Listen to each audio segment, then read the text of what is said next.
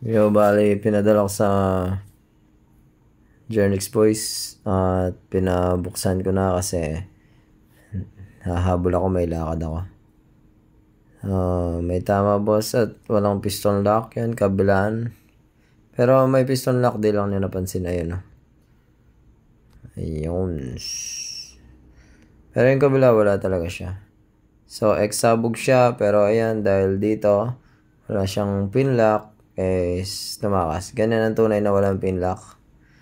Pag walang pin lock, matik yan, kakayurin yan.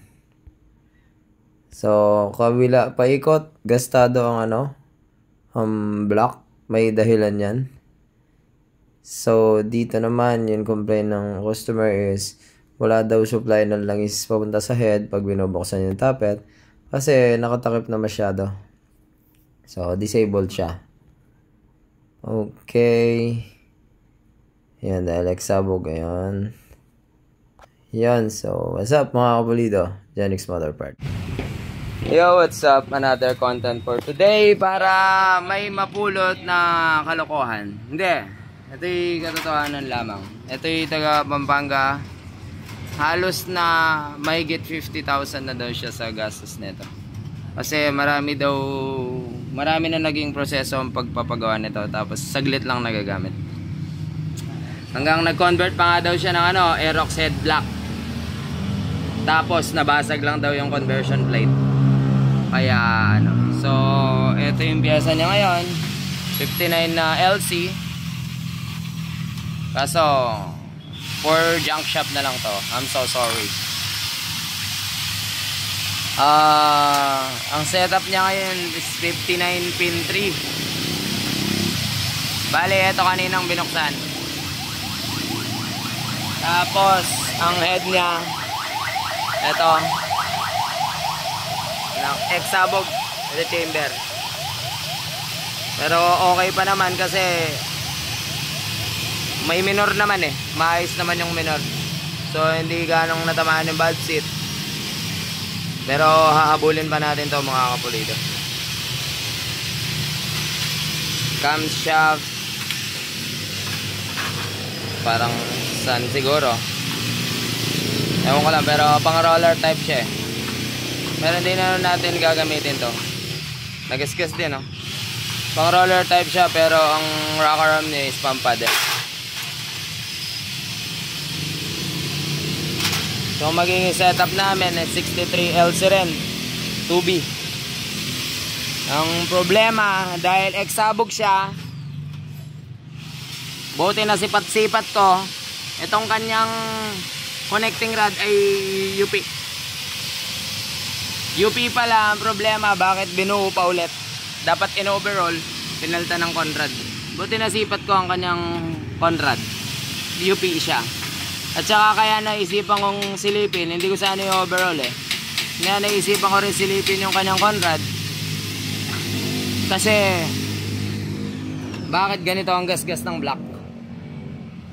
Paikot ay may mga signs ng gasgas. Paikot, signs na gasgas. Ibig sabihin, yung kanyang piston ay naglalaro ng nakatagilid. So kung nakatagilid ang yung piston, manggagasgas lang talaga na magagasgas. Kahit na maliit na UP lang ang Conrad is hindi pwede. Marami tayong pag-uusapan dito mga kapulido.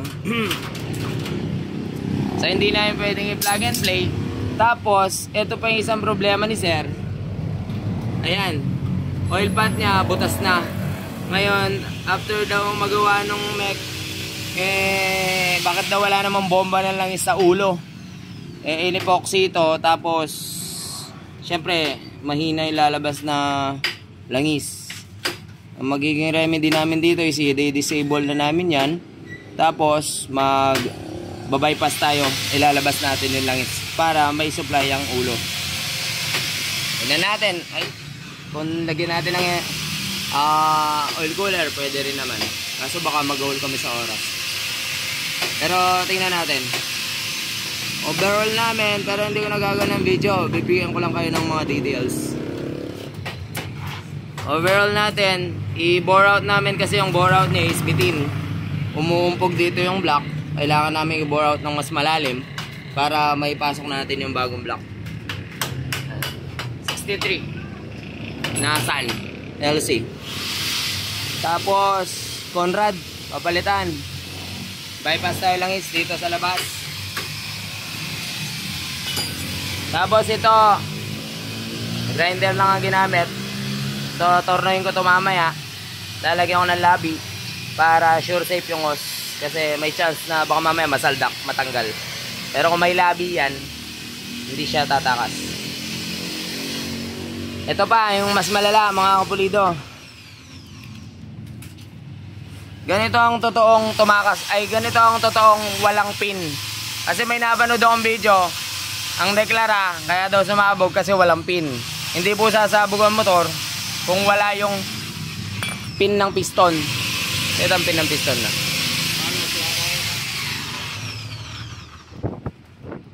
Shoutouts, may nagpadala lang ng headworks lang. Tapos ship back natin. So yung piston nya. Ito yung piston nya. Kasi may napanood akong video, sumabog daw. Stock lang yung makina after refresh. Kasi nakalimutan daw ilagay yung pin. So kasi wasak na nung napanood ko wasak na Kasi yung pin daw wala, wasak na nga, tanggal na yung piston dito. Syempre yung pin tatakas.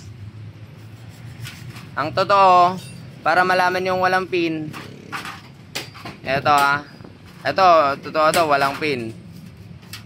Ayan, gastado siya pa side Kasi nakagilid ang piston, naglalaro. So wrong, very wrong yan. Kaya paikot ang gasgas ng block. Napansin nyo na yung block kanina. Ang totoong mangyayari kapag wala po talaga ang pin is ganito. Ayan. Kanal sa gilid. Ayan Yan, kanal sa gilid. Yung napanood ko kasing video, wala namang kanal sa gilid yung block. Tapos sinabi, wala daw pin, kaya sumabog. Wrong po yun. Kaya posible dahil basag na yung piston dito. Kasi daw yung isang pin, block nandun. Yung isa wala, pingas nga ito natanggal. Siyempre yung pin tatakas, nandun na sa ilalim. So yun, ganun po yung walang pin. Soundaan nyo, eksabog.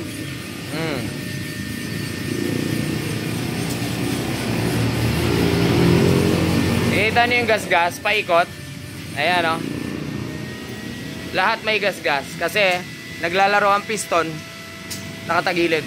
So paikot ng block, masira talaga mga kapulido. Awit, for kalakal. Tapos i-overall namin. So yun, pagka ganyan natamaan na, nabutas na, i-bypass nyo na. Itong sa taas walang problema walang problema yan. Ito lang yan. Tapos medyo galit sila sa ano yung gasket maker nila? Gasket all. Wala namang problema mag-gasket all tayo dito. Wag lang yung sobrang kalat-kalat. Walang problema dyan. Mag-gasket all. Gumamit ng gasket maker para medyo makatipid. Walang problema dun. Ang problema lang kung kalat-kalat. Kasi nakita ko yung manifold nito manifold to fibra. As in, kalat-kalat yung gasket. Nalinis na yung moment. So yun, naway nakatulong ang video na to sa mga nang support at nanonood sa akin. Wag po natin ngayang sipatin muna natin maigi ang rod pag nasabugan. Okay, patong mo sa salamin. Kasi kung kubit yan, magkakasakit sa ulo ang may-ari mga kapulido. Disable, bypass, reset, 63 pin 3, ay pin 2, ay pin 1.5 siguro to. Kasi yung palaman niya nakita ko, ito may mga 2mm, tapos may mga papel, paper gasket, tapos may head gasket. Tapos natin, baguhin natin yung settings, i-balance ko sa 63. Alright, di ko magagawa ng full video. Siguro magpasok lang ako mga ibang pick.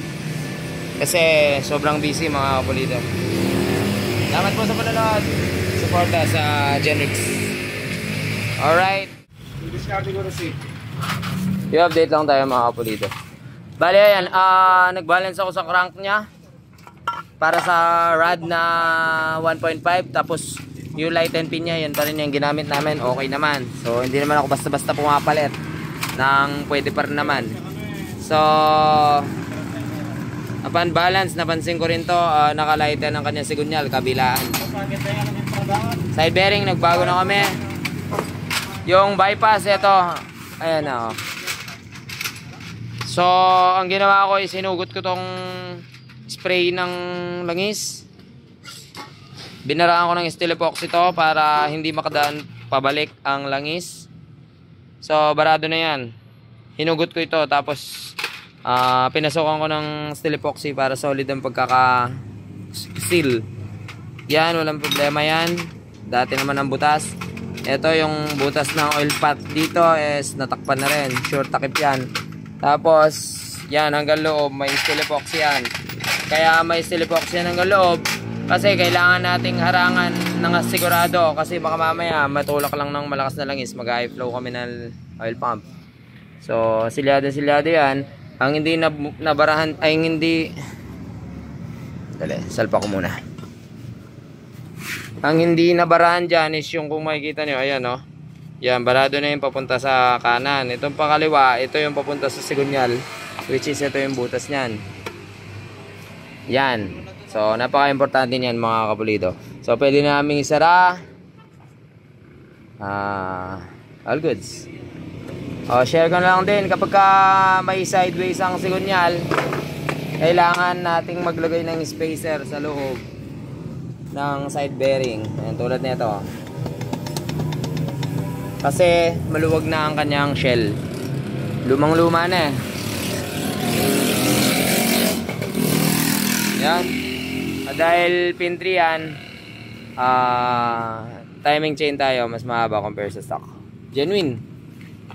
Ito yung kabel. Right.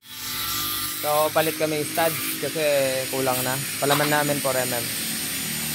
Piston profile. Sobrang sa compression. Tapos habang ginagasketan nila, ginagawa ko naman yung fittings from this yan to this, yan. So may lock na siya. Ayos, diba? So gawin ko lang to, parang ganyan lang yan, oh. Gawin ko rin to para pulido rin. Meron siyang stopper, hindi ganito. Hindi masabi pag nasaldak baka mahugot. Siyempre mas the best pa rin ang standard. I-update tayo mga kapulido. Bali all set na. I-start na lang natin. First start. So dahil bypass na yung langis nito, dito yan magta-travel paakyat sa ating head. Tapos disable yung oil path doon. Tapos yung mga butas, tinakpan na natin lahat, disable na. So magiging travel na lang is oil pump direct to the head. Tapos close na yun dito. Pero hindi naman kinlose yun dito. Ang kinlose is yung sa oil path. Oil path mismo yung packet. So try na natin. Ayan, binuhusan ko na lang is basa pa. Pero kanina pa yan. So kailangan tumalsik ang langis dito ng malakas. Tsaka nag high flow oil pump na kami. Yung pang malakasan nating high flow oil pump. So start mga kapulido. LC to, hindi natin patatagalin kasi wala naman siyang coolant eh. Guessy. Mabait ka ba? Dati napaka hard start mo.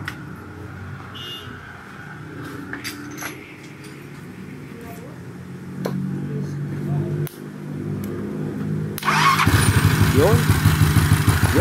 Ay, grabe. Lakas tumalsik. Sigana. Sigana walang break. Lakas. Grabe, no? Ang layo ng tinravel ng langis pero nakakit siya kaagad. So, konting handle piga. konting bigat, salpak na natin para hindi gano'ng mag-init. Ay, yan, namatay. Tono pa yan eh. So yan nilagay na. At may dayo tayo, yan mga nagra-rides, nagpalagay ng silencer. Ating gabi na. Ay, madaling araw na. Alas 2. Start. Tono pa. Lolo, bat.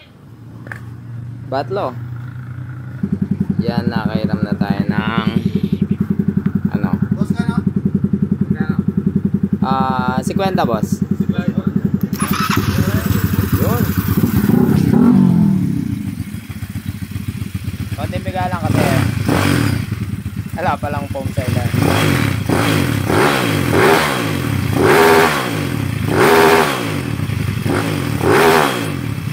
Yeah, get na yun.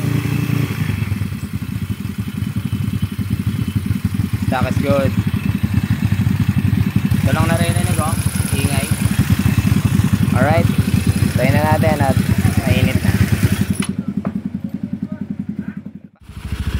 Yo, update mga kapulido. So ayan oh, napakatahimik. Yun lang naririnig oh, yun oh.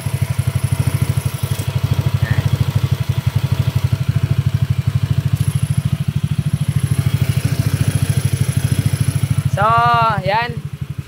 Man, ilang degrees kanina to? 104 daw. Parang di mag-iinit. Kulang na kulang yung supply ng langis sa ulo. So, lack of lubrication ang ulo. Kaya sobrang init daw kanina nito. Pinatid ko na yung momon para mabuksan na nila at medyo busy. May naasikaso. Kaya sila na nagbukas. Sinend na lang yung picture sa akin. So, ito. Okay na. Sigurado makakampante na si sir sa kanyang motor. Dahil nakailang gastos na daw to. Week lang niya nagagamit. Ito 2 weeks lang din daw yata niya nagamit. Tapos nakita daw niya, binuksan daw niya to, walang buga ng langis. Talaga mag-iinit mga kapulito. Hindi ko siya pwedeng gamitin, sabi niya, kung ganyan siya. So ayan, konting red test lang. Medyo na-stress na. Ay, mag-alas 4 na, nauuti na kami. Pa-video, konti lang.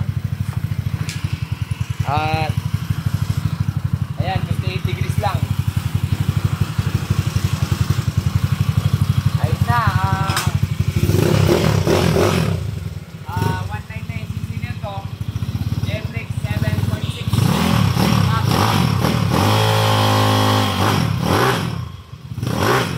Nadulas yung lining.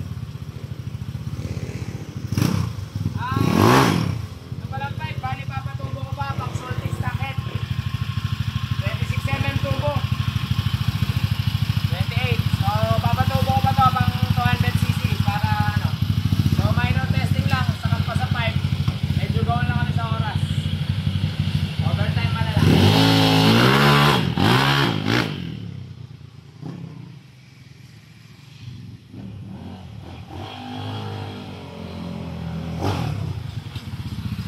Salamat sa panonood.